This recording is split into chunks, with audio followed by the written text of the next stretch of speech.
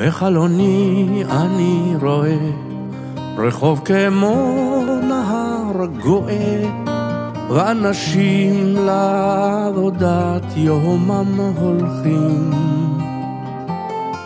ותינוקות של בית רבם עם הילקוט שעל גבם, ובידיהם כמה ענפי ההדס פורחים.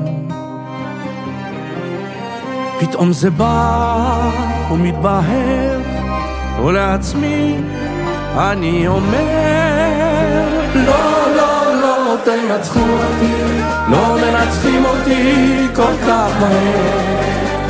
לא, לא, לא תנצחו אותי, לא מנצחים אותי כל כך מהר.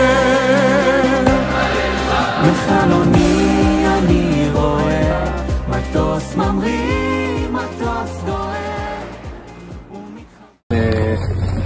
בעיקר רוצה להגיד תודה רבה, גם עכשיו, גם על כל התפילות, על כל הדאגה.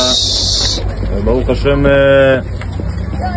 זה הניב תוצאות, הכל בסדר, אני מרגיש מצוין, רואה בעין אחת, אפשר להסתדר עם זה, וגם עם קליע במוח, חיים עם זה עד 120.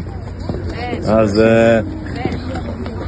מרגיש באמת גאה להיות שייך למושב הזה, לא מובן מאליו באמת לראות את כולם פה והקבלת פנים הזאת.